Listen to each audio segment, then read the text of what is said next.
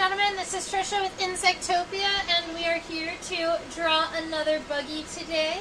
My computer got all set up pretty quickly today, so we were able to get us set up on time. Happy about that. There is one tricky situation with today's live stream, and that is that my Microscope camera has decided that it's allergic to my face camera. So I had a power outage a couple days ago and it reset everything, and now my Microscope camera won't move unless I disappear me for a minute, and then my Microscope camera will move. But you'll still be able to hear me the whole time. It's just that I need to kind of, I guess, disappear myself for a second. But when I come back, that will actually pause our camera. So if you've been around for a while, you would know that normally that's what happens with this camera here. So somehow the cameras got flipped. Not sure how that happened, but it'll be a good time anyway. So that's your little sidebar for electronics. Now, I was looking through a good number of my insects within the last week, and so I was looking around a lot of my insects the last week, and this grasshopper here kind of stood out as an individual that I thought was one, really kind of beautiful. I love the patterning and the markings and the spots and the creases and the pronotum. Like, I just think that this grasshopper is a beautiful specimen, so I was excited to put it under the microscope and draw it. But also, we don't regularly see specimens of grasshoppers that are true grasshoppers in the family Acrididae that we can almost fit in its entirety under the microscope. A lot of times we only have the ability to do small portions because so many of the grasshoppers are so large. And this is just a little itty bitty grasshopper, and it's an adult because it has wings, so it's just a smaller species. And that's kind of cool and fun for me. For instance, this is what this grasshopper looks like underneath the desk camera. Maybe I'll make that a little bit bigger. So we've got that specimen here.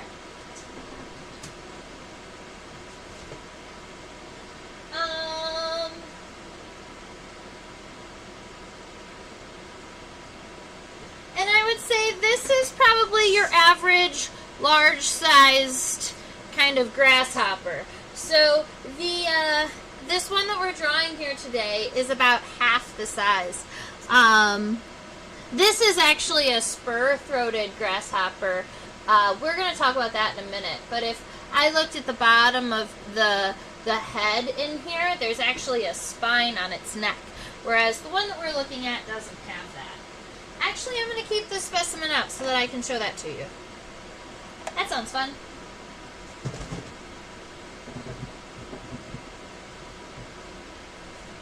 Okay. So one of the other things that I was looking through before I came onto the live stream is I have this really fun book here that is a field guide to grasshoppers, crickets, and katydids of the U.S. And where it does have absolutely a beautiful number of plates that show not only the grasshopper, but the outside and inside of the leg, along with the colors of the wings. It has some really beautiful plates in it. I was having a hard time identifying our grasshopper here that we were doing today. And admittedly, I like to give you an identification past family, right? So grasshoppers are taxonomically in the family Acrididae. But I was looking through this book, and there's a little nifty picture guide, or a little guide to the subfamilies of grasshoppers. So I figured even if we can't get this grasshopper down to species, it could be cool to get it down to subfamily. And so I would say, let's see, I was going through this a moment ago. This one definitely does not have the spine. And it's not a slant-faced grasshopper. So, this is a band-winged grasshopper. Let's give you the subfamily.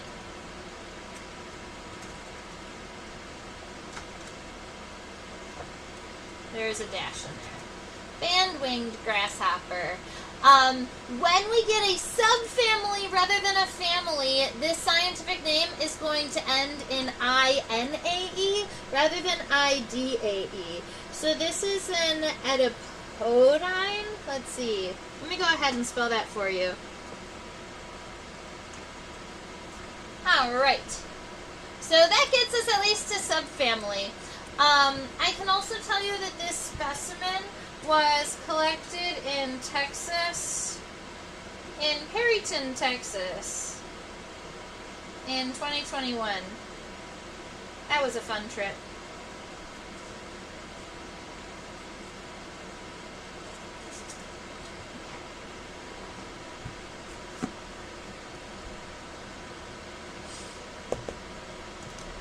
Alright, sounds like a plan.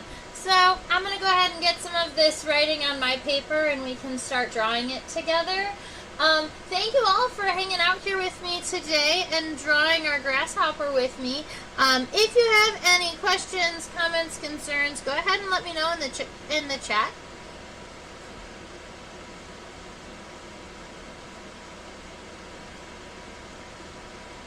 So I did leave on the paper that acridids are in the, our grasshoppers are in the family Acrididae, but we're writing our subfamily here.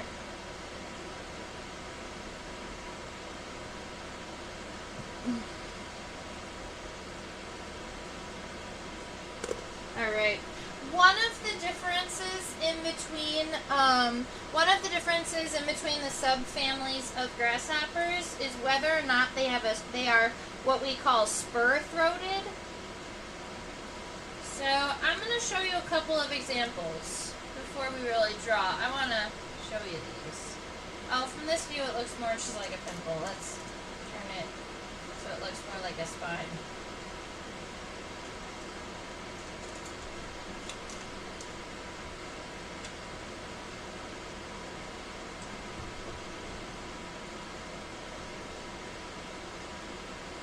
Okay.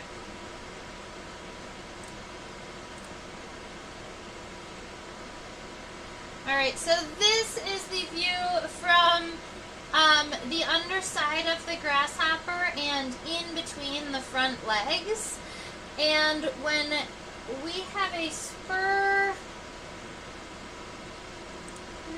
grasshopper, we've got this spine right here. You can see it, it's kind of shiny. You can even see that spine with your naked eye. Alright? Oh, cute! Oh, I'm glad you got to see this, Bags. Yeah, so that's what that looks like. And funny enough, when I flipped this grasshopper completely over, I'll show you what it looks like now from the ventral side, because I thought it was going to look kind of cool from the ventral side, but when you look at it this way, let's see, I gotta tilt it just a little bit.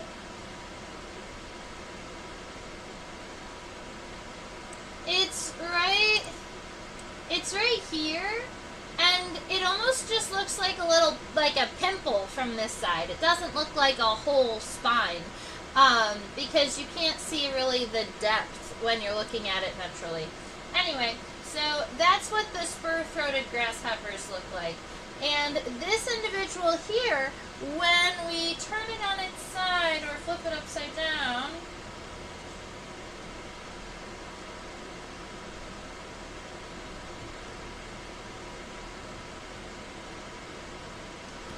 there is going to be no spur right here. So you can see it kind of comes up, you have a leg here, but there's no kind of additional spine coming down. You have a handful of mouth parts and things happening, and we're going to be drawing those today, but no spine.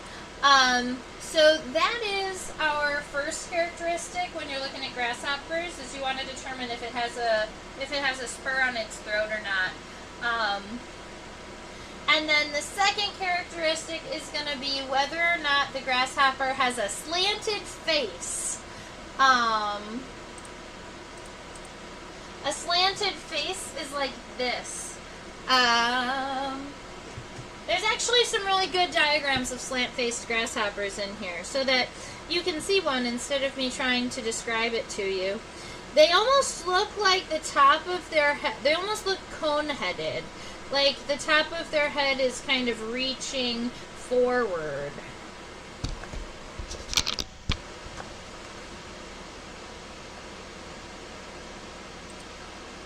So that's a slant-faced grasshopper, along with this one. So you see, instead of having a bigger, kind of a boxy head like this, they end up with this kind of weird triangular head with this little cone on the top.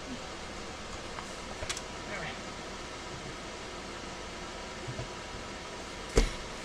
So, no spur, no cone, then it is a band-winged grasshopper, which is what ours is. I'm going to be turning my paper horizontally so that I can make sure I have enough space for my grasshopper. And I'm going to move it so we can see more of the head. There we are.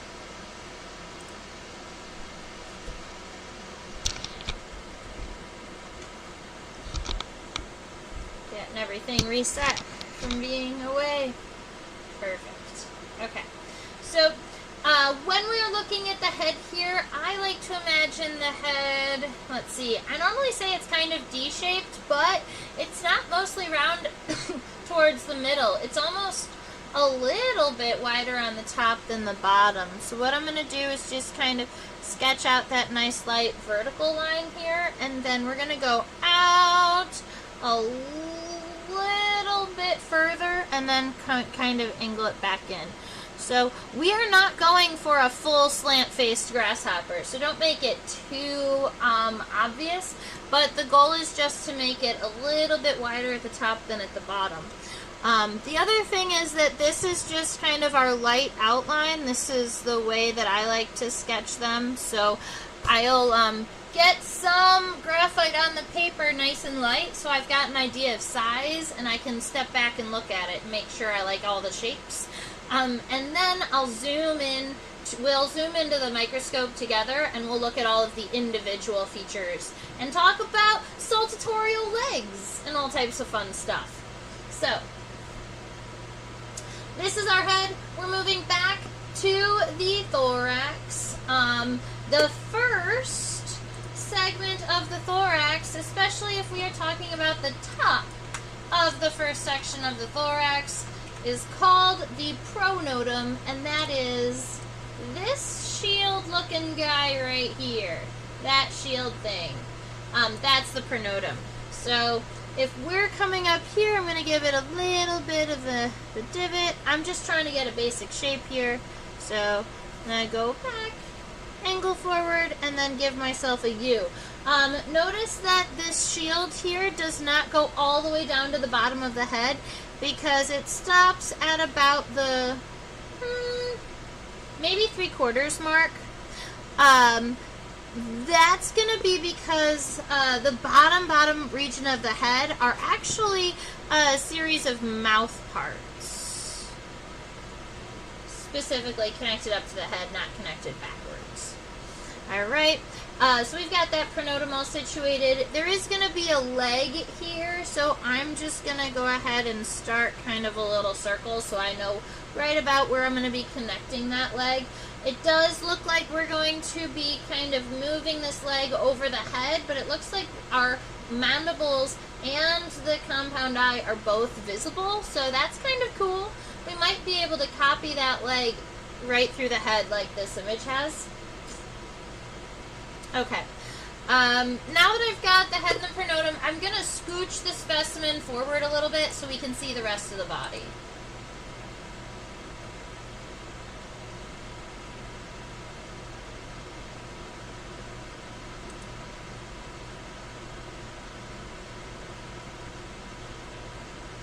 Wow, that's so much clearer. Okay. Harry, get out of the way. All right. So we have that pronotum all situated. I love these wings. Now, the front pair of wings of grasshoppers, we call them tegmina, and they're essentially a leathery front wing. The front wings are really thin, and then the hind wings open up really wide. I can actually show you that too. So this is kind of a normal shape for grasshopper wings, except sometimes you don't have that really strong lobe there. But you're going to have the front wing that's kind of nice and thin regularly. That front wing has some kind of texture that's going to help it camouflage into its environment. And it's called a tegmina because it's leathery, it's a little harder, it's always pretty much opaque. The hind wing underneath unfolds like a fan. So you'll see those nice long lines or the nice long veins in there that are going to help them kind of unfold as they reach out. And a lot of times the hind wings are the ones with the bright colors. Because those are going to be the wings that if and when they open them to fly, they're going to use them to startle things or startle birds. Some of these grasshoppers too, especially grasshoppers in Texas, I've noticed. Specifically, they're very common in Texas at least. There are these grasshoppers that whenever they jump and fly, they also click. And it's a loud click. It's not like a buzz or a hum or like a tappy sound. It's like a like while they're flying. And I think that that's pretty cool, and I've always kind of wondered what the method of creating that sound was. If it was like if it was an air release, or if it was maybe their wings hitting each other while they were flying. It's cool though. Alright, I went on a sidetrack. Let's get back on this.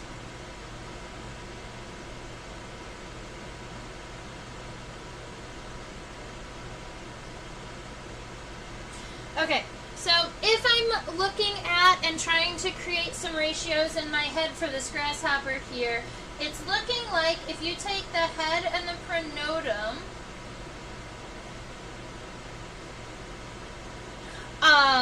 and you take that size and then you multiply it by 2, that's going to be approximately the length of the body.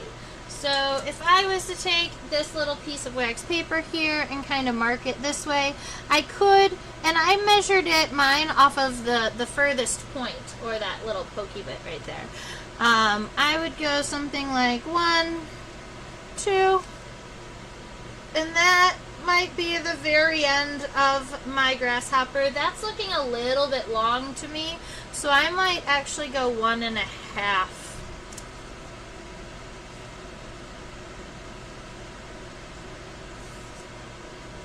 Yeah, I'm going to go 1.5. The length of the head and the pronotum.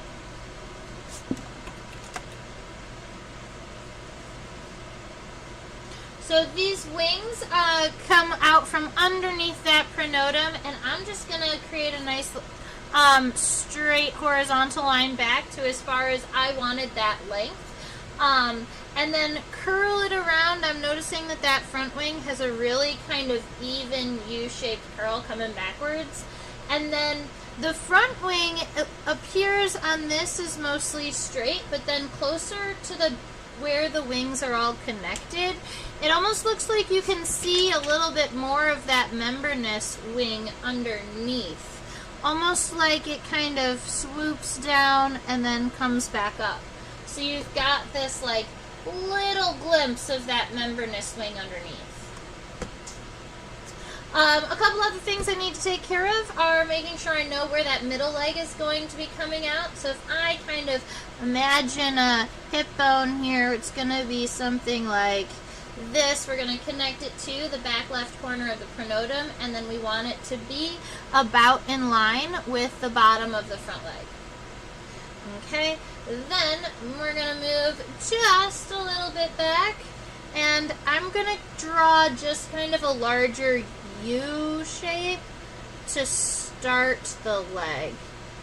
Actually, you know what? I'm going to get this whole thing on so that I can make sure that my size is about correct for the specimen. So I like to sketch a grasshopper leg like a bowling pin.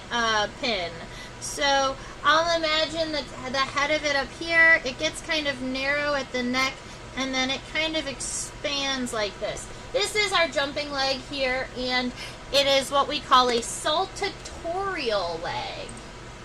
I'll give you that word.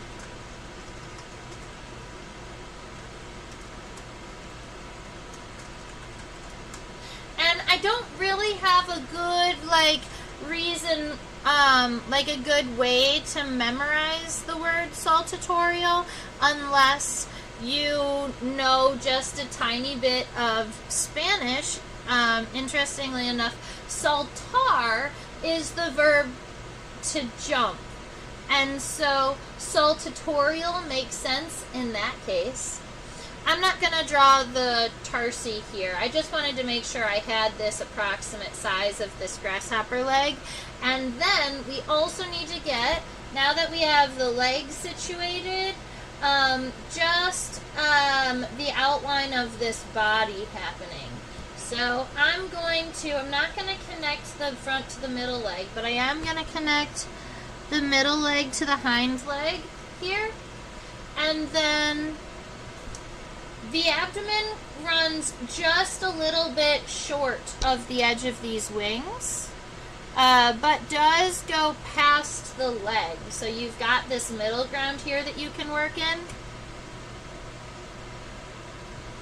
And the abdomen almost looks like it curls up just a little bit. So you can make it kind of U-shaped in this area.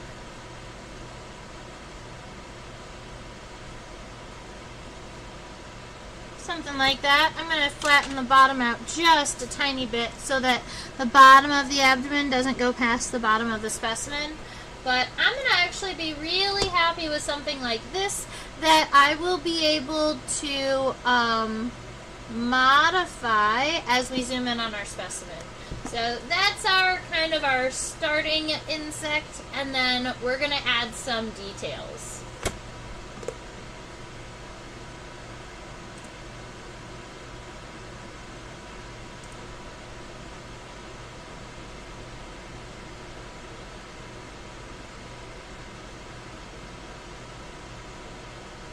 You ever feel like for technology to work, you just have to literally disappear?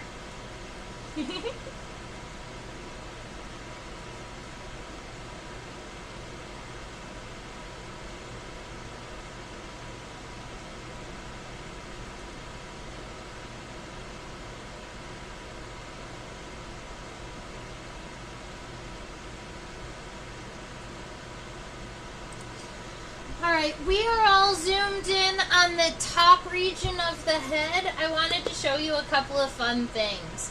For instance, this black dark line right here and this dark line right here, these are not sutures. They're not divisions in between different plates of the exoskeleton, because most of the head is one exoskeleton plate. We call them sulci, and they're little folds in the exoskeleton rather than like breaks in the exoskeleton. It's a fold to strengthen the structure. And so the head is all made out of one plate that's folded at different angles to create this shape, and that's what gives it structural stability and strength. Whereas the thorax and the abdomen is built out of lots and lots of different segments, and those segments have breaks in between them so that they can kind of like bend and move. And those are called sutures. And so that's the difference between those, and I thought it was a cool thing to see. Sorry, bug rants. Okay. This eye, I'm noticing when I look at it closer, it is not perfectly circular. I would say that it's round up towards the front, and then it's almost like sub-triangular along the back. It's a little bit wider on the top than the bottom. So I'm going to try and mimic something like that here. And at this point, when we're getting this eye situated and doing all of these fine details, we're going to make sure that we're using a pretty decent press on our pencils to make sure you've got nice dark lines so that we can erase the light lines that are kind of like our practice or our baseline lines. Okay, so there we go. I always crosshatch within compound eyes to make sure we know there's lots of little individual lenses in there. You also can see separations in between different regions of the head. For instance, the vertex is the top of the head, and in this case, the vertex is going to be above this suture right here. So if you, or sulcus, above the sulcus right here, this is going to be kind of the top of the head that we would consider the vertex. And then if you look underneath that sulcus, you've got what in human terms we would call the grasshopper's cheek, but in bug terms, it's a gena. Alright, so these right here, these are gena. And they exist kind of underneath the top of the head, but behind the front. So just like the side panels of the insect's head. And admittedly, when you're looking at some insects, the gena are not always incredibly visible. For instance, in dragonflies, where the compound eye is like the size of its head, yeah, you don't really have a cheek there. Sorry. Don't apologize. Okay. So right underneath this compound eye, we've got a sulcus that kind of runs down. I just checked to see how far it goes. Let's see how far we'll go. But it is just a little bit past the edge of this pronotum here.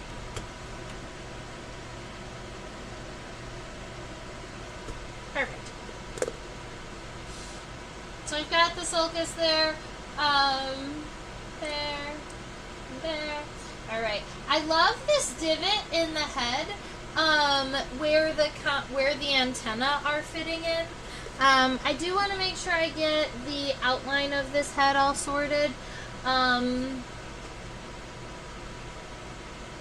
I would say that the pronotum kind of is over the head, but it looks like in this case it's not. So this line here, instead of going straight up and down, is going to get pulled off to the left, kind of like the letter C a little bit.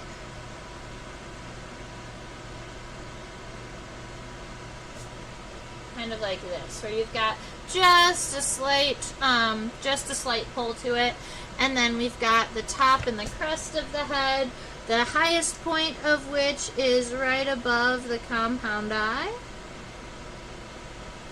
And then moving down, you do have that kind of divot in the head. That's going to be a tricky one to sketch, but we can also get the antenna in there. So, antennal segments, they're actually pretty visible from this view here, and we call them the scape, the pedicel, and the flagellum. So the scape is the first segment. That's this kind of big roundy segment right here. It's kind of rectangular. The pedicel is this little square one right here. Think about the scape as the tough one that's meant to hold on to the head and not fall off. And the pedicel is the little square friend next to it being like, you've got to be more flexible. And it allows the antenna to kind of wiggle around. All of the remaining segments of the antenna are all part of the flagellum. And sometimes individually they refer to those segments in the flagellum as the flagellomeres, which I've always found is kind of a fun, it's a fun word, okay? So, here we are. We've got one rectangular kind of scape segment that I am making go out in front of the grasshopper, because I'm going to be pulling these antennae and not allowing them to go down. I'm going to make them kind of go up like this. More of a natural stance. Then you've got that pedicel that's more of a square segment, so I'm going to get that in. And because I don't see the remainder of the segments, I'm just going to leave it scape and pedicel for right at this moment. And then I will come back to the antenna once we have more of an idea. So in here, if I was going to try to kind of create that that pocket for the antenna, I might just go ahead and kind of shade that region of the head kind of behind it to make it look more like a pocket. But shading and coloring is not one of my strong suits, but that's in theory how I would try and make it work. Okay, let's go look at the mouth parts. Can we zoom in onto the antennal insertion? Yes, we can.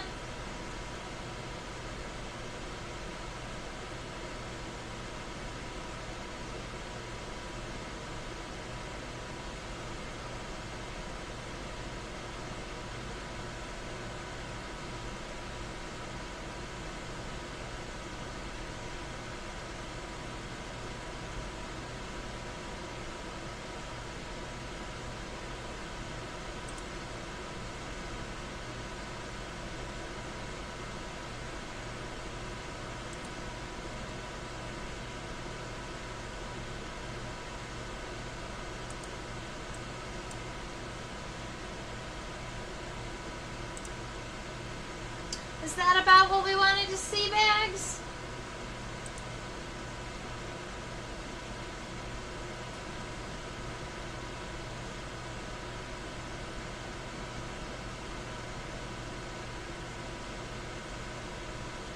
You're welcome.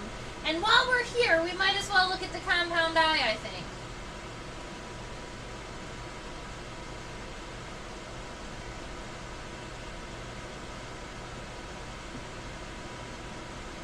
I love seeing all the light and dark kind of pockets in compound eyes, and I wish I had done more reading or had more knowledge about insect vision, because I love seeing all of the coloration in the eyes, and I'm sure that there's a reason for it, but I couldn't tell you what it is. I do know that individual ommatidia, which are those individual lenses, will sometimes have different focal lengths from one another, and we can tell that by doing all types of fancy measurements of the eye. So some of them have different focal lengths, meaning that they're looking at close up or further away, depending on what eye they're focusing on or looking at or paying attention to. And some, at least in dragonflies, some of their ommatidia actually have different numbers of cones, which means they can have, the individual ommatidia can have different wavelengths that they can see, not just focal lengths. So some of the eyes see some colors that the other eyes don't, which boggles my mind quite fun. Yeah, I can't imagine having so many individual lenses and then being able to see multiple. It would be like being able to see through multiple colors all at once. Like those red-blue glasses from growing up, those 3D ones. Alright, let's go back to drawing.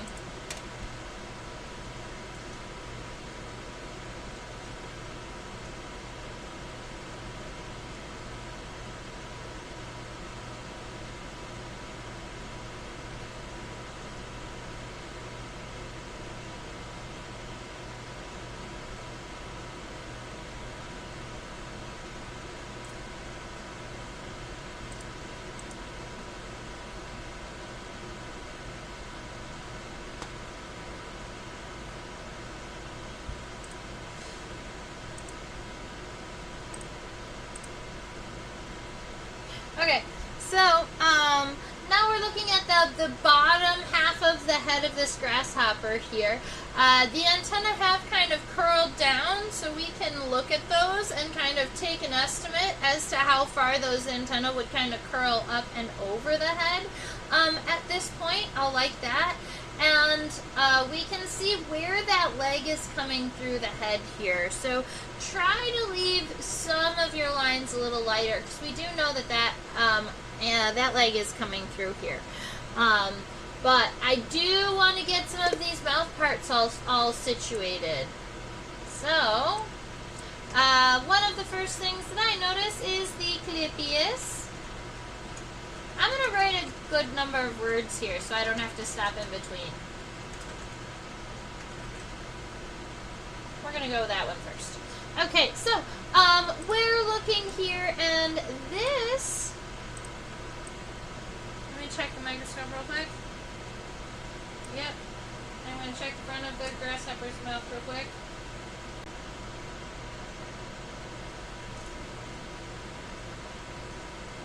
Oh no, come back!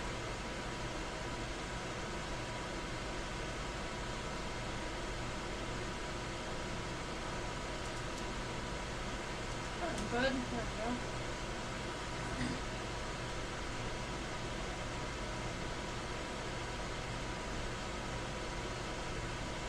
Yes.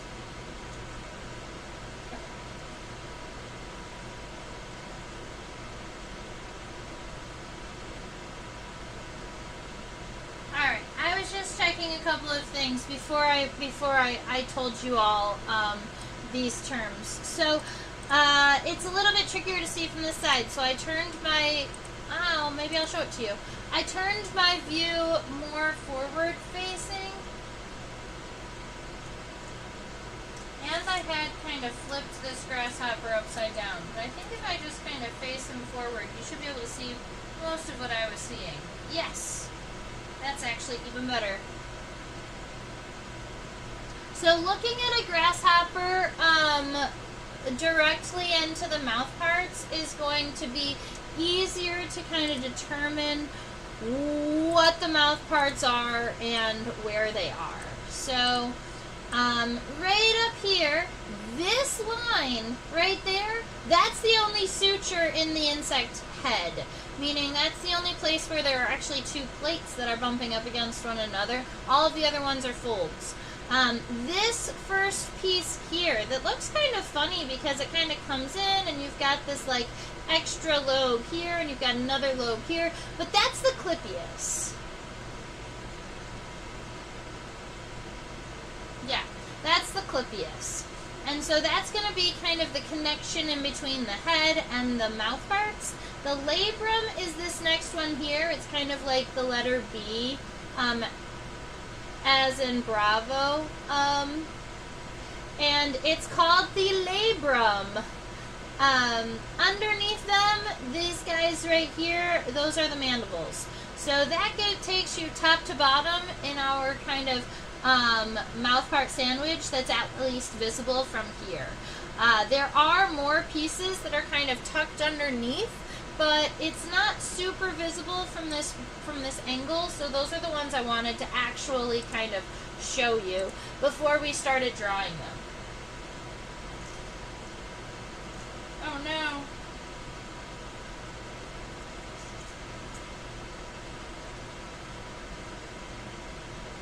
That's unfortunate.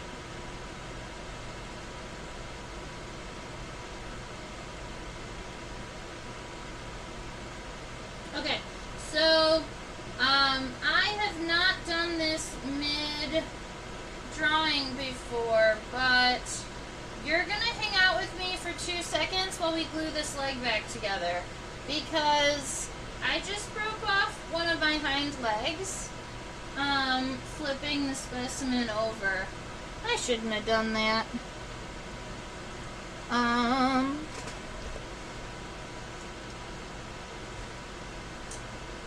It was such a pretty specimen.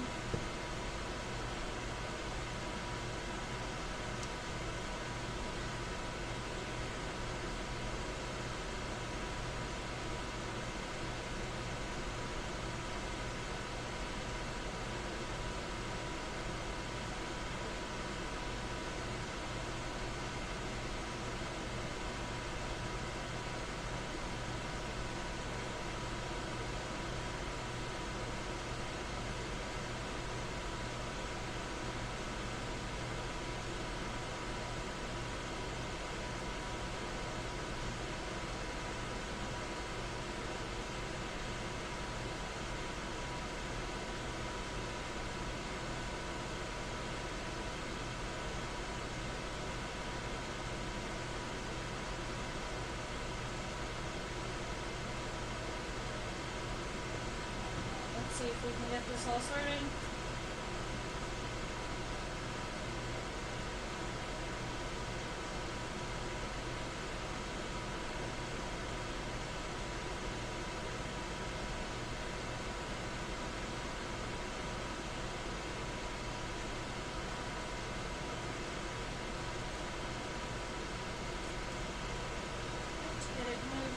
There we go. Now it's all connected. Swing that leg round and round. Sorry, y'all. Thank you for your patience.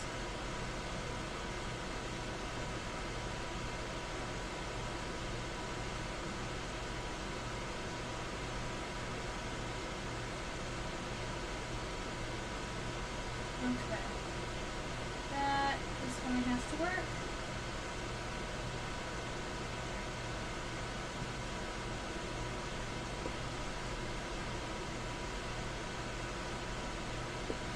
Okay. The thing is that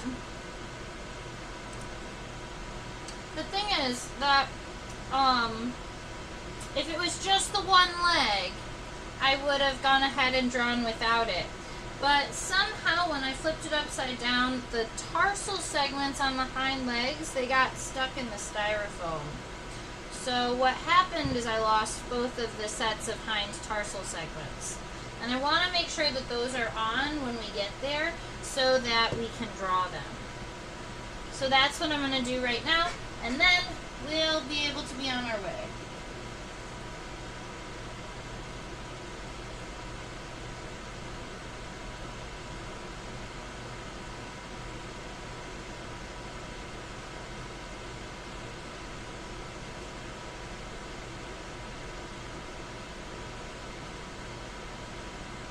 Normally I would wait for one to dry before trying to put the next one on, but alas.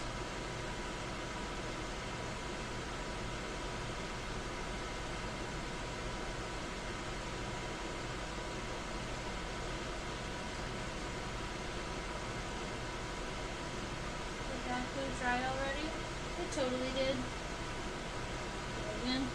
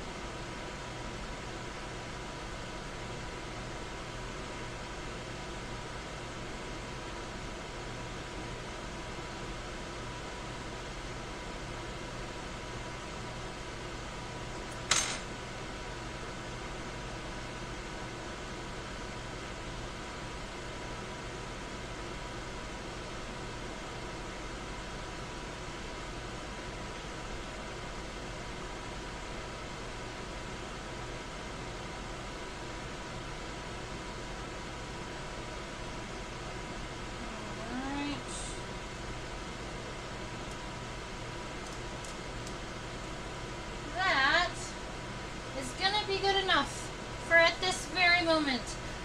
So hopefully this leg right here will dry up. It's got a little bulb of glue there that normally I would even out, but we are going to leave it just like that. It'll stay, we'll be fine. And I'll glue the other one on after the live. Fabulous. So we're back here up at the head. And I know I just flipped this specimen on us.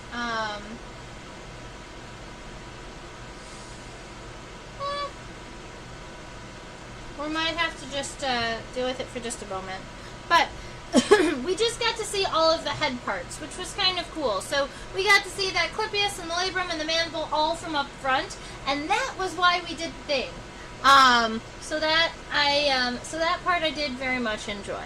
Now, looking at this head from a lateral perspective and then moving on down, we do get this head that kind of starts to narrow here. I like to come down to right about where I ended this line here and just kind of cut it across in both directions. It's going to cut kind of backwards at a horizontal line and then forwards kind of diagonally down. So that's going to be kind of almost like your separation between, all right, this is head and then this is going to be mouth parts underneath. This first one here has that little crease, but is not actually a full sulcus that goes all the way across, and then it comes down. So this here is your clipius, right? You've got, it almost looks like two segments, but divided. And then you've got this next one that almost looks like a really thin piece right here along the top, and that is your labrum or your upper lip. And this weird shape that you can see off to the side, that's actually kind of like the back muscular part of the mandible, from what I've always understood. If you look at it around to the front, those are going to actually connect right to the mandibles. So that's what you can see from the edge. So you can just kind of finish up that that space in here. There are maxillary palps, or little mouth fingers. So if we look right about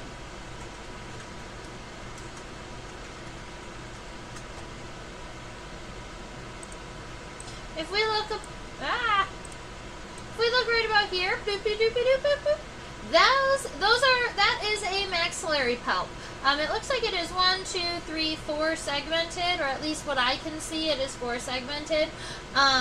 It's possible that we are also seeing a labial palp, which would be another mouth finger. All right, they use them to kind of push food into their mandibles, and that one like 3 segments.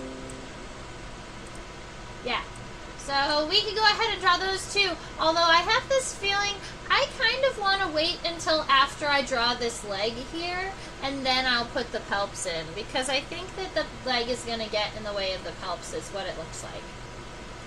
And I don't want that to happen. So I'm actually pretty happy with the overall shape of the head here. We're going to zoom out just a little bit so that we can finish up these filiform antennae.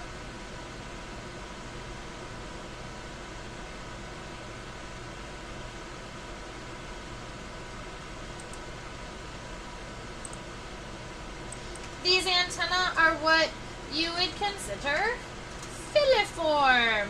That literally just means straight antenna. And this is the kind of antenna that I would say are almost most common in the insect world. They're just long and thin and straight. Generally referred to as having segments that are longer than they are wide. These segments are more rectangular. If you end up with like very square or very circular segments, we call those something different. But I'm imagining those antennae kind of curling back and coming out this way, and normally grasshopper or acrididae antennae come out about 1/3 of the length of their body. So my average would be right about here at the end of the pronotum, and it looks like we're going to go just a tiny bit further, but not too much. So I might actually just curl up a little higher and then end right about at the pronotum.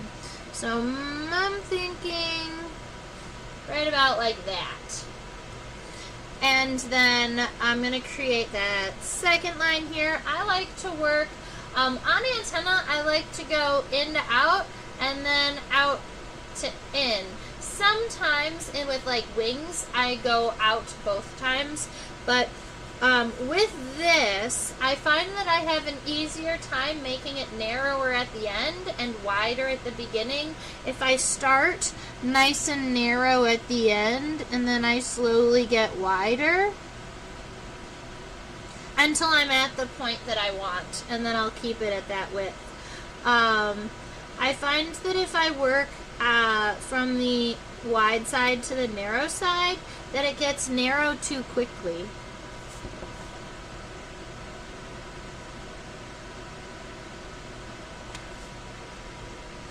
Alright, now with grasshopper antenna, we don't count the segments. Alright, so you can kind of haphazardly throw some segments into your antenna.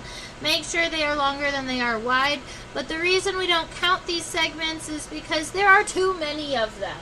Alright, a lot of times by the time we're talking about orthopterans, so grasshoppers, crickets, katydid antenna, they all generally have these long straight antennae. So instead of counting segments, we compare the length of the antenna to the body. That gives you approximate lengths and not numbers of segments.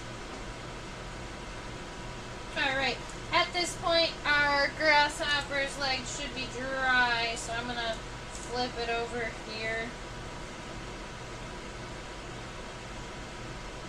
so that we can draw from the correct side.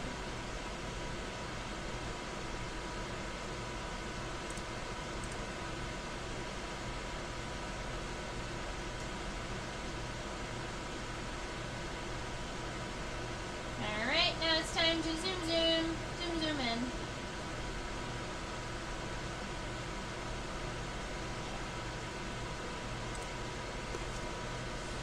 Alright, now I'm specifically looking at this pronotum here. This is the top shield of the first segment of the thorax.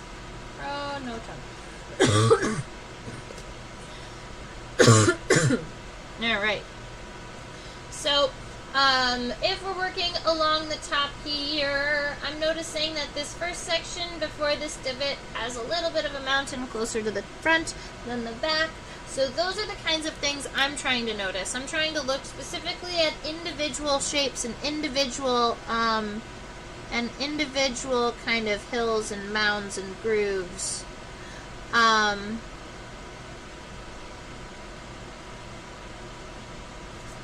There we are. So we've got this first one down into the groove, and then the next one that goes out to that point on the pronotum. I love that the point on this pronotum sits above the wings. You can actually see space in here. I think that that's kind of cool. So I'm going to make sure that this stays arched a little bit and just a scotch, just an itty bitty little bit above the wings. So something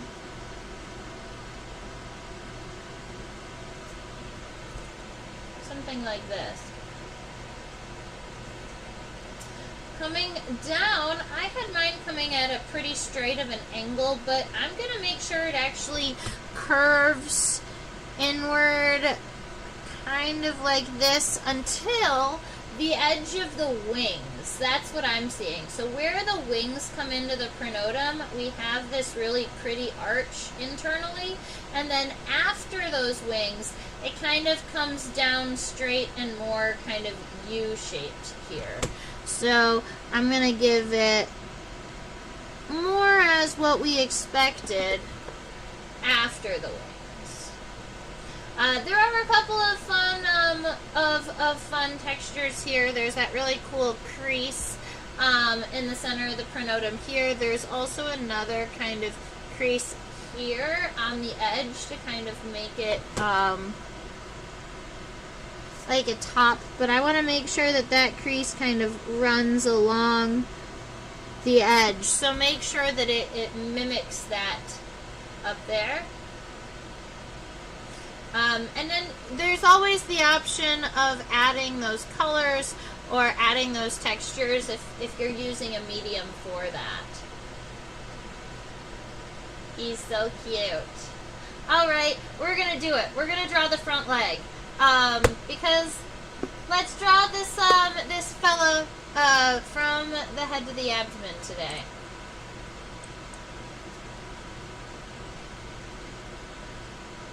So we're looking at the front leg. I'm going to give you all the leg words.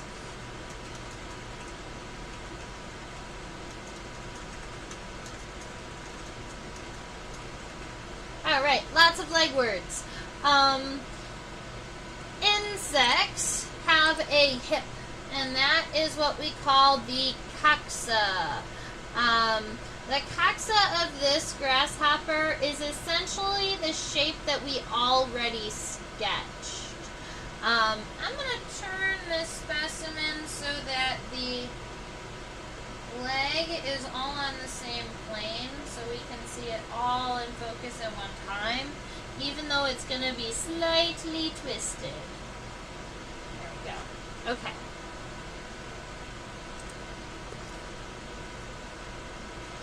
So the coxa is right here. This is your shape here coming down, and I'm actually going to be pushing mine a tiny bit forward, I think. Maybe even making it a tiny bit wider than I had originally planned, but right around here.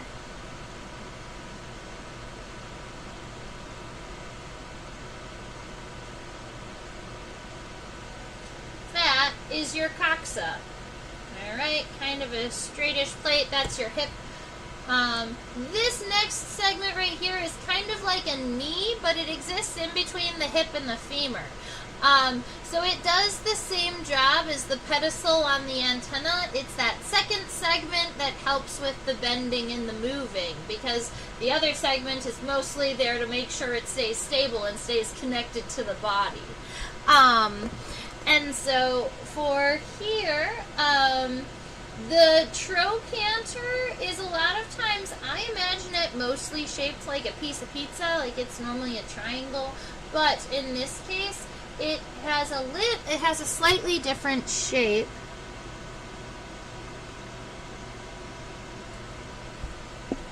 In this case,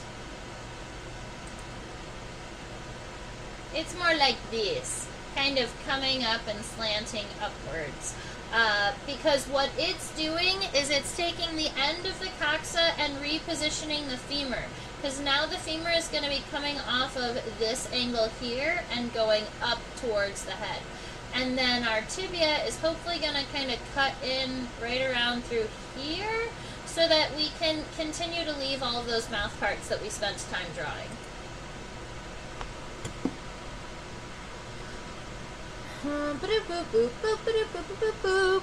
Alright, so let's draw this femur coming up. I'm just going to erase a sliver of the back of some of these mouth parts.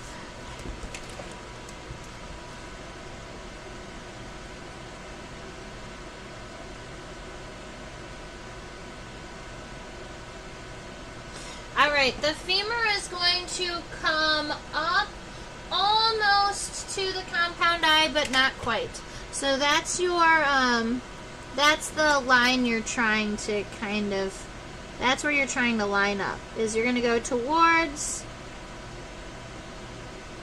the compound eye, but not all the way there. And then I always like to make the top a little bit longer than the bottom, so you've got a straight up and down line here for that connection. And then the tibia is going to be coming back down in this direction here.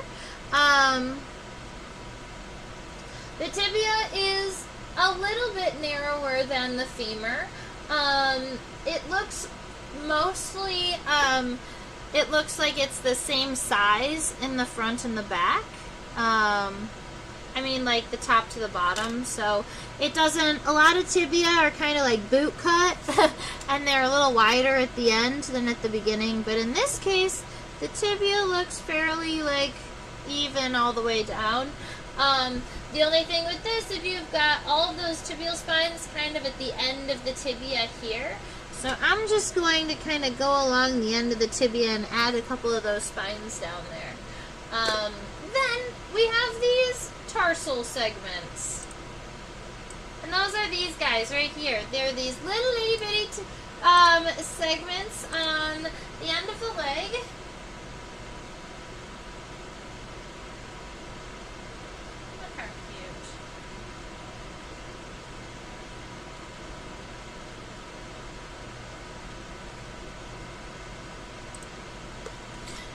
right, that first segment is kind of longer and rectangular, but it has an interesting little like heel lobe on it that I want to make sure that I draw. So I'm going to make sure I get that little lobe on the base of that first one and then give it kind of a rectangular shape, but it needs to stay no wider than the tibia, but primarily these are going to be like narrower than the tibia.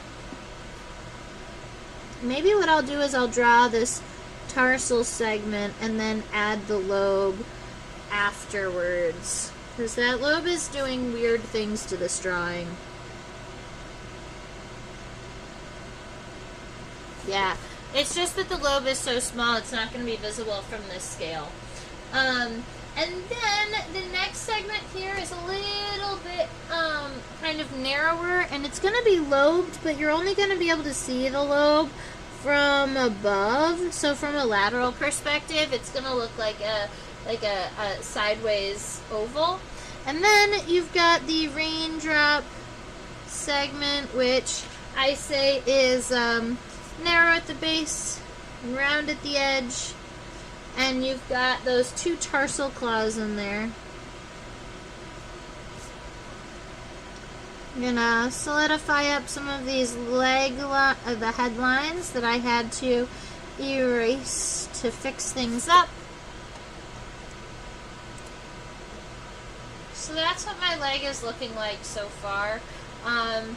The trochanter looked like it got a little bit raised. There we go. Alright, so you've got that femur, the tibia, and the little tarsal segments. So now we can move on backwards, and we're gonna look and see what we can do about this middle leg and then the hind legs.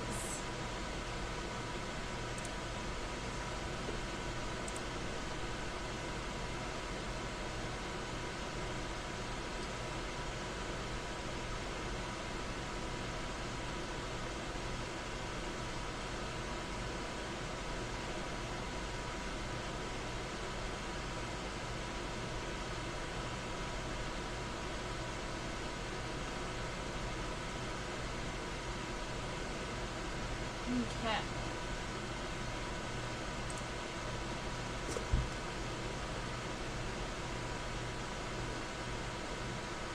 I think there's a possibility that we made the pronotum just an itty bitty bit wide, but that's okay. Right about here where you have this crease on the pronotum, that should be right about above the back edge of our leg. So if our leg had scooted back just a tiny bit, it probably would have been a little bit more aligned, but that's okay. So after that line there, that's where the body starts, and so that's actually going to start in front of the mesocoxa. So right around here, and then backward.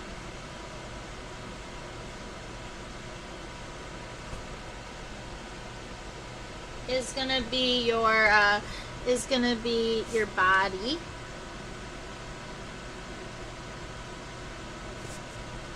And then right around here where we already have this shape, that's gonna be where this mesocoxa is. Meso because it is on the middle leg, but we're still using all of these same terms: coxa, trochanter, femur. It's just that it's like the mesocoxa or the mesofemur. If you wanted to give all of the special words to the front leg, it's pro femur, pro tibia. Okay. Let me see. Now the coxa here is not a big wide round circle like this. I'm mostly going to use the bottom half of this circle, and then I'm going to connect the trochanter off the bottom left of it. So it's going to look something more like this.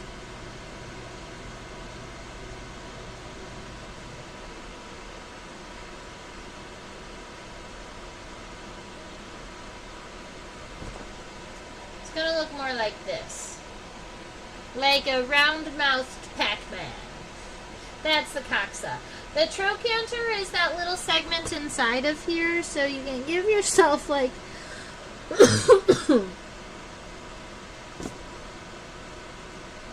after you get that coxa done, you can kind of add just a little itty bitty segment coming out of its mouth there, and that's the trochanter.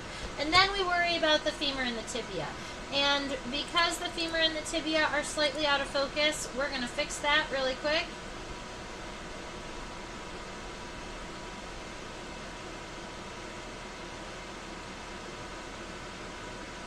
Now, I already told you what a jumping leg is called, but I don't think I told you what a walking leg is called. And these, the front and the middle leg, are considered walking legs. That is ambulatory, but not with caps lock. The ambulatory legs, they kind of meander around, they walk. They are the most common legs, I would think, in insects. Probably the next would be cursorial, or the running legs. Whew. But most insects that have at least one adapted pair of legs are going to have at least one pair of walking legs too. So like if you imagine a praying mantis, they've got the front legs that can grab, but then their middle and the hind legs are walking legs. In grasshoppers, they've got back legs that can jump, but their front and their middle legs are walking legs. So it always helps to have that for balance. Okay. The middle leg, that femur kind of comes up to right around here, but does not pass the top of the body. I'm all right with that. Runs along this. Okay, so I'm going to say this right about there is the femur. Kind of comes up. It's going to kind of run along the edge of that jumping leg for a moment, and then we're going to have it cut down this way.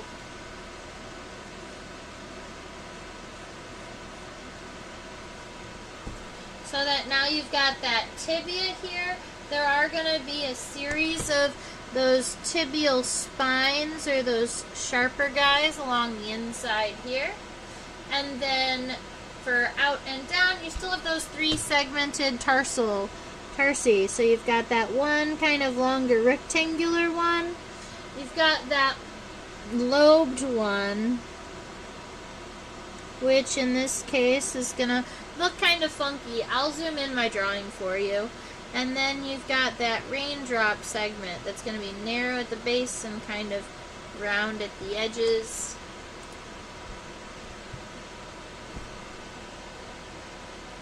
So we've got that tarsal pattern that's like a rectangle, and then this little lobed segment, and then a raindrop. The middle leg.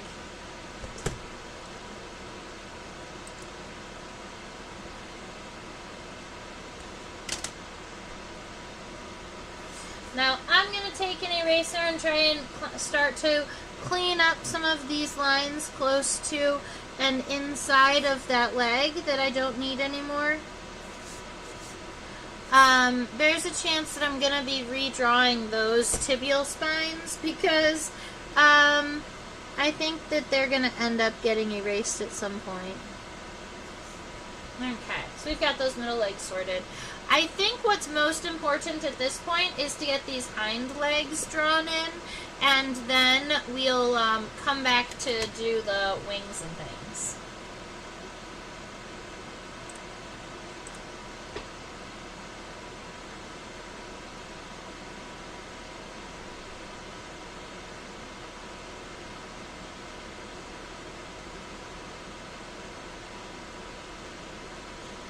Now, what I guess we can do is we'll look at the jumping legs from this side until we get to the tarsal segment, and then we'll turn the specimen over and we'll look at the tarsi on the other side, the one that I glued onto the leg.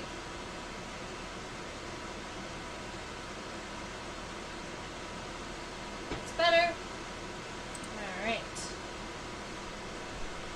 Yay! Buggies. Okay. So I'm looking at this hind leg right here, imagining it kind of like a bowling pin, admittedly. I also want to make sure that the bottom of these legs stays kind of like symmetrically round. I like you to notice that. It's not one side that is more or another rounded. I'm pretty happy with my shape, with the exception of there was a portion that actually ended up underneath the leg, luckily enough, that I wasn't really happy with. But it ended up under the leg. There was a lobe in here that didn't look right. But if I've got just this one on this side, then that'll make it easy for this side. You can erase all those little sketchy lines inside of the leg that are in association with the wings and things. Okay, and then in this leg, one of the things that I always make sure to sketch are the chevrons that exist inside of the grasshopper's leg. So starting way up here, right where the knee kind of gets narrowest, I'd like you to draw just like this little point up here on the top. And then what we're going to do is we are going to kind of follow the edge of this grasshopper's leg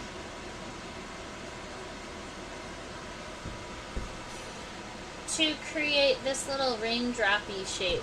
I want you to keep this shape as even as possible, going all the way around. That can be a nice dark shape. You want to lightly give yourself a line straight down the center of it. That's for me, that's because if I don't have that nice light like center line, my chevrons don't end up looking good. And then I'm going to come down along this line and draw these little V's that are fairly equal all the way down. 1, 2, 3, 4, 5, 6, 7, 8, 9, 10, 11, 12. I can count at least 12 of these. So you can go ahead and give your grasshopper some chevrons. 1, 2, 3, 4, 5, 6, 7, 8, 9, 10, 11, 12. Okay.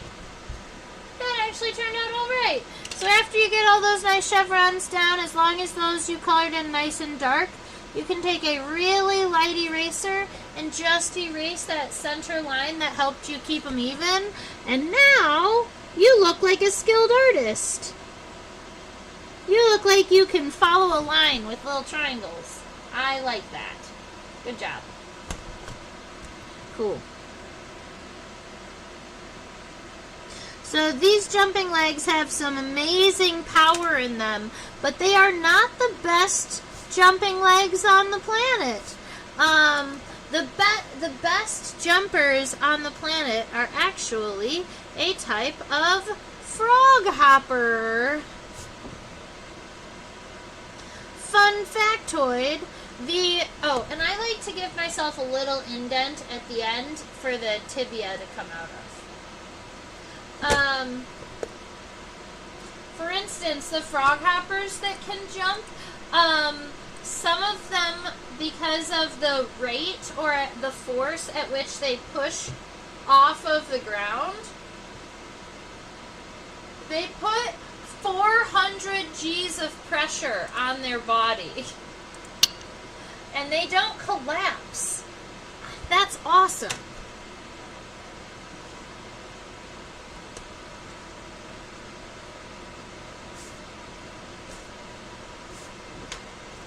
Alright.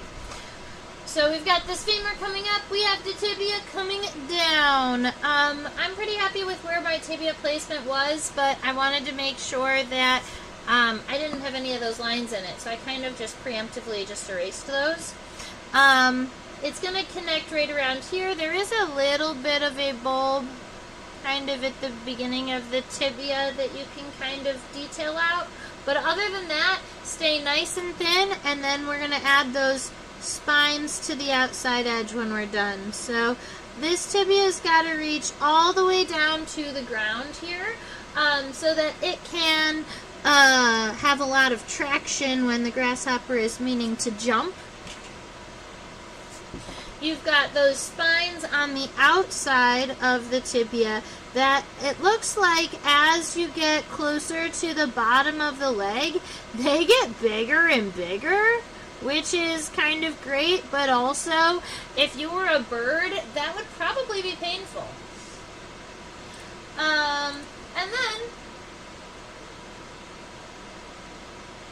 at the very end of the tibia, you're going to have this like claw of tibial spurs or tibial spines. They do not bend. They're set. So spines. Right here on the bottom, and they're what is going to help kind of create the traction or help the push off of the grasshopper. So we've got one, there's a total of 4, but from our angle here, we're going to be primarily visible, 2 of them will be visible. The only reason all 4 of them are visible under the microscope is because I've broken off the tarsal segments right there.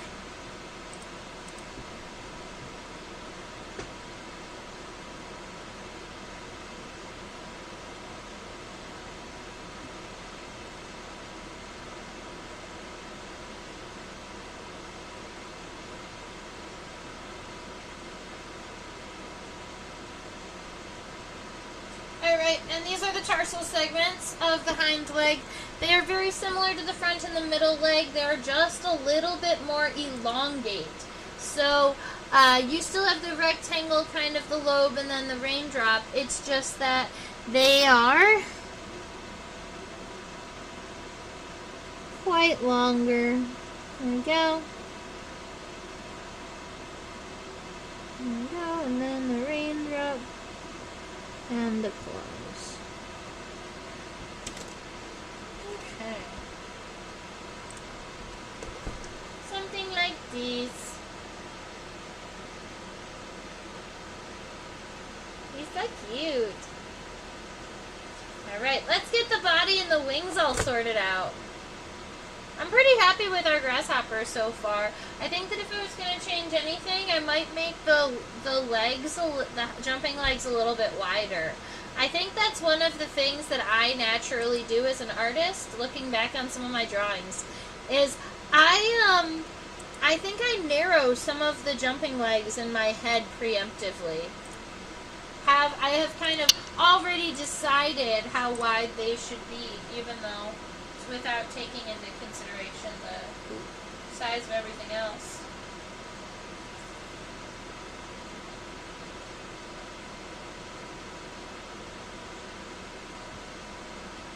Because, like, the base of this jumping leg is, like, the width of the head.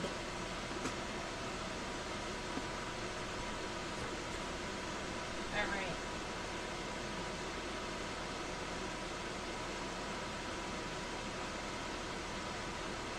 So we have some wings and the abdomen to take care of.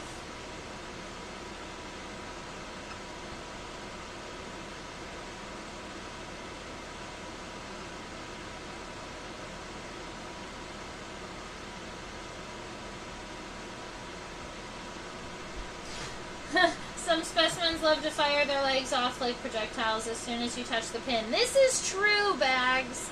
I have such a hard time with some of my specimens, and I try my absolute hardest to keep all of the specimens nice. It's just that with an educational collection, these specimens are in and out of my drawers all the time. And the more often that you interact with a specimen, the more likely you are that you're going to break it. So, I think that at some point I'm going to separate my collection into, alright, these are the ones that I'm willing to like move in and out of the drawers and stuff, and then set up a collection completely separate for specimens that are like in my research collection. But then also, I'm sure there are going to be cool ones that I want to pull out and show you all. They just probably won't be the ones I pull out all the time for my students. That's what I'm thinking. Alright, these wings. The top of the wings are really even. So I'm actually pretty happy with the overall outline of the top. The edge, I'm pretty happy with. Not all 4 of the wings meet at the same spot at the edge, but I think that's okay. I just want to make sure that this angle is right about right. You know what? I'm really happy with this. So I'm going to go ahead and just kind of darken this outline that I already have, making sure that the top of the pronotum does have that little spine over the wings here. I'm going to make sure that this arch that I sketched in stays nice and even across.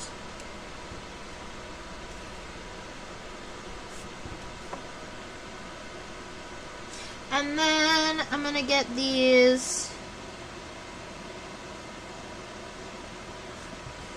that hind wing that's untucked right around there. Make sure I get that guy in. Erase some of those light sketchy lines that I don't need. All right. Now that we've got some of those wings all sorted, I am going to draw some of the wing venation in here. Keep in mind, there isn't... That's a little bit of a tricky one. But this is the overall direction of the wing veins. So they're going lengthwise.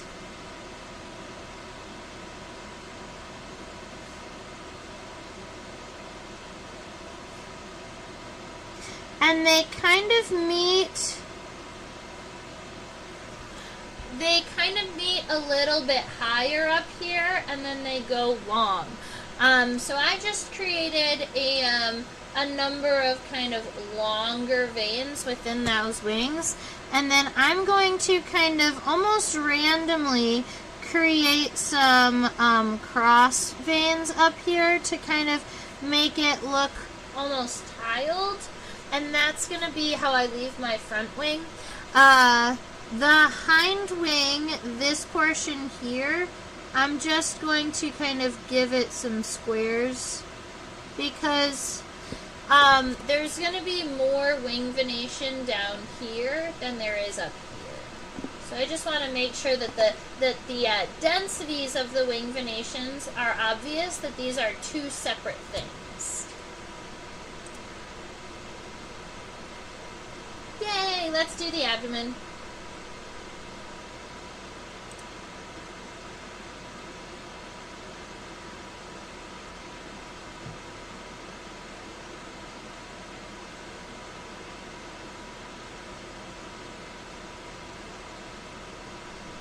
So this is a male grasshopper. It does not have an ovipositor. It doesn't have an egg-laying device that we can see at all. We did notice that the abdomen was kind of swept upwards.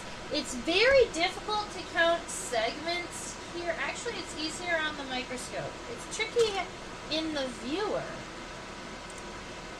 I will fix that. It just looks like it's a little bit out of focus. I'll get you there.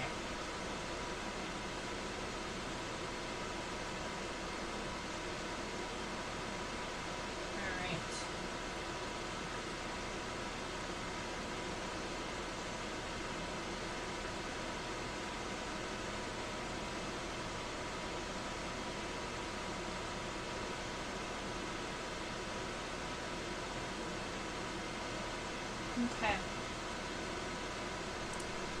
So that should be easier to count these segments. I count 1, 2, 3, 4, 5, 6-ish before we get to that end. 1, 2, 3, 4, 5, 6, 7 before we get to the end. Alright, so there's one more kind of tucked in there. Alright, so I am going to count approximately 7 segments from the leg out.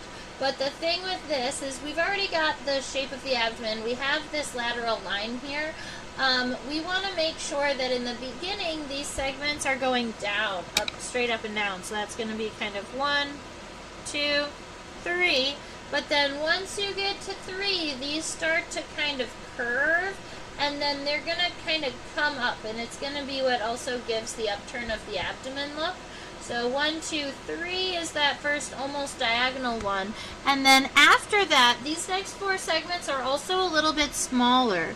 So they go 4, 5, 6, 7. So you see how they angle up. There's a leg in the way, but so that's what I'm talking about. And then we're going to go ahead and draw these segments. We're going to draw the bottom line as one line. No. Yeah. Yeah, we're going to do that. But we're going to draw the top segments first. So right here, all of these shapes are going to be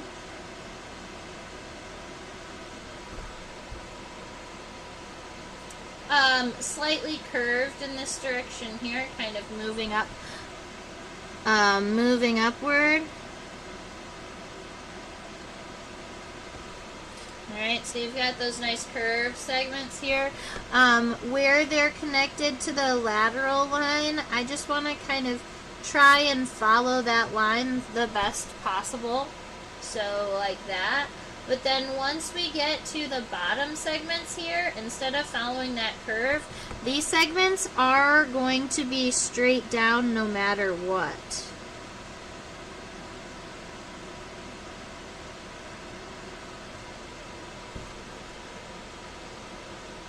And then when you get to the very end,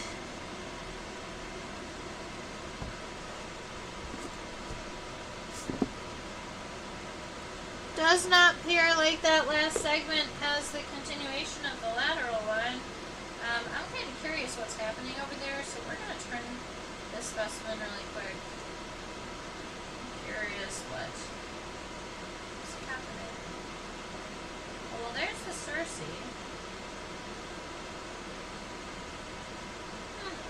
Looks like nothing is happening. Alright. The only other thing that we have not, that I've not kind of vocalized sketching is connecting the bottom of the body here with the hind leg. And then after you've got that completed, it's looking like, yeah, I'm going to create one little line that comes in like this. The end of the abdomen, when you look at it from above, it almost looks like this, if you look at it from this direction. It looks like this. It kind of has this flap here on the top and on the side. So I guess if you imagined it like this, yeah, you've got that shape happening right there. And that's our grasshopper. That is our band-winged grasshopper.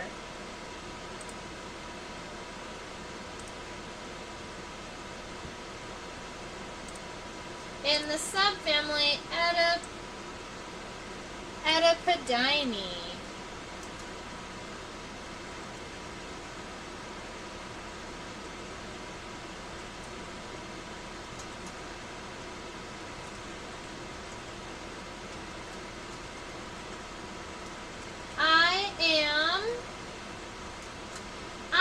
Driving to Nashville tomorrow, ladies and gentlemen. So if you're in the Nashville, Tennessee region and you want to come and meet me in person and check out some of my microphotography and meet my tarantula, I'll be at the World Oddities Expo in Nashville, Tennessee. And I would love to see some of you all there. And if you're not in Nashville, you can check the website. I'm in, I don't know, another 8 cities or something like that this year. So, I'm all over the place. I'd love to see some of you. Alright. So that closes off our live stream. Let me go ahead and give you a little outro. If the outro opens. There we go. Fabulous. So I teach on a platform called Outschool for students 5 to 8, 9 to 12, 13 to the end of high school. Over here is your reminder to subscribe to the YouTube channel so that you can get the notifications and so that you can chat in the chat box. Because only subscribers get to chat with me. Right there is a link to my PayPal, just in case you wanted to go ahead and drop a couple dollars a donation for the live. That is totally up to you. And then this is my email address, trisha@theinsectopia.com, if you want to share some of your art with me. I love seeing the art that's inspired by these live streams. I think it's so cool. And so many of you are even better artists than me. So you can take this information and turn it into an amazing like nature journaling session, or you can turn it into like a really, really beautiful like colored illustrations. So I always love seeing it. I hope that you all have a fabulous rest of your week. I look forward to seeing you next week, and stay buggy. Bye.